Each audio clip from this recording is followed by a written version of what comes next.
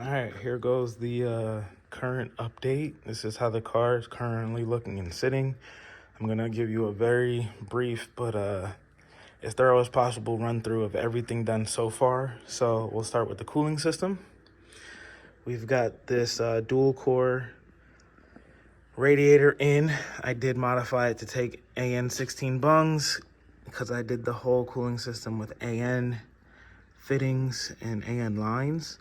So Hydra thermostat housing modified with AN 16, going to the lower radiator port, custom coolant water outlet with a coolant temp sensor on the bottom there and factory one on top. Of course, going to the top of the rad as well for the turbo coolant drain. It's going to this modified hard line here, running to the back of the motor, going to the oil cooler and such. And the feed is coming from the thermostat housing, a modified one port on there with AN6 to feed that directly. So that's the cooling system. Now exhaust, Steed Speed exhaust manifold with Turbo Smart 40mm wastegate. That is there. 3-inch GHL downpipe. It's mounted down there, going to a soon to be bolted up 3-inch GHL catback. Let's see, intake. I've got a 505 V2 intake manifold mounted currently.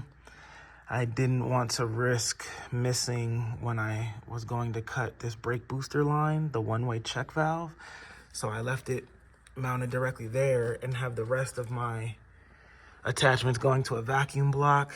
It is currently zip tied in place, backing out of the way a little bit. You can see some of the, here we go. You can see some of the ports going to it. But I have map sensor going to the vacuum block. I've got this fuel pressure regulator going to the vacuum block. I've got my boost gauge going to the vacuum block and my blow-off valve going to the vacuum block. I do need to cap off these other two ports here on this side of the 505 V2. As well as intake, I've got my custom cut and run 3-inch intercooler cold side with a 2.5-inch exhaust side going under the car to the Precision T28. As well, the valve cover is definitely modified, 1ZZFE coil on plug conversion with the AN10 bungs for the PCV system going here to my catch can. I've got my one-way check valve for that installed there. Fuel, I've got a Perrin fuel rail. I had powder coated black. I've got a fuel pressure gauge mounted on it, stock fuel pressure regulator, all modified with AN6. That way I could take my fuel line and convert it as well to AN braided hose.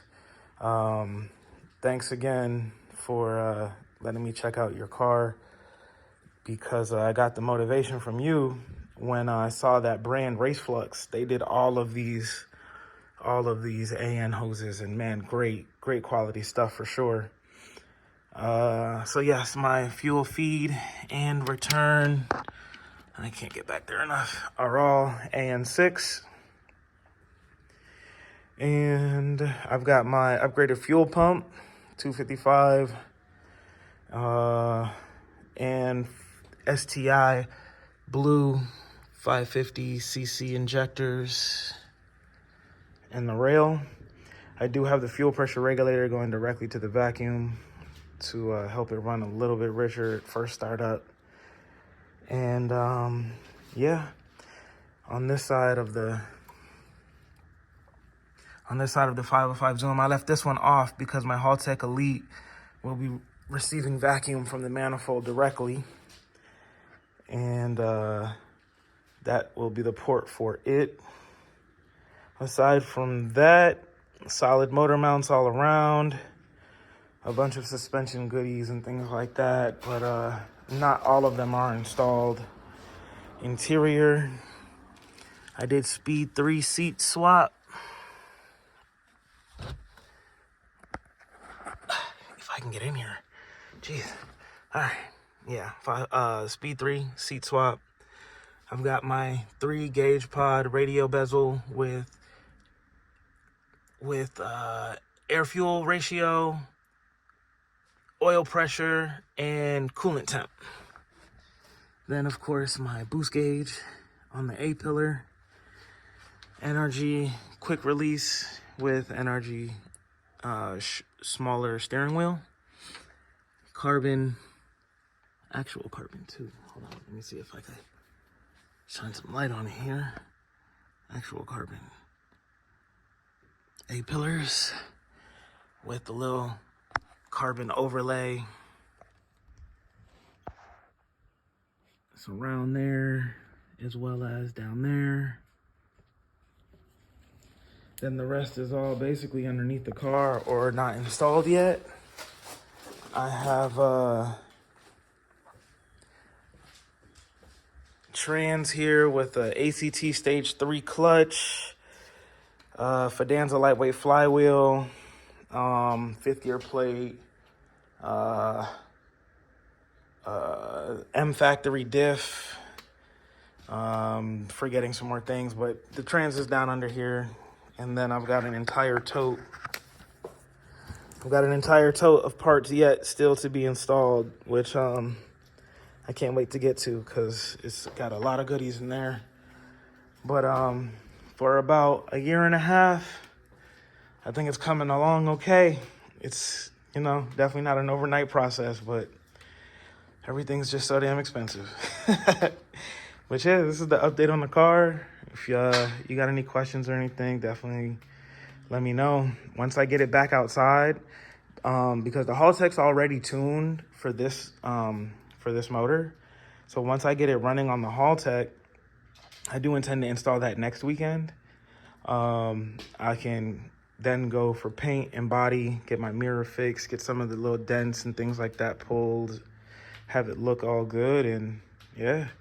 After that, I can take the built motor from out of the trunk of the Suburban, throw that in here, and go for a retune because that motor is cammed. And yeah, man, I appreciate the build, letting me come through and pick it up from you, man. I appreciate the motivation. Let me check out your car because, again, the Race Flux stuff was all inspired by you, not to mention the countless questions I've hit you with. So you've been a big help, man. I really appreciate it. Trying not to drag this on too long, but that is the current update and state of the car, man.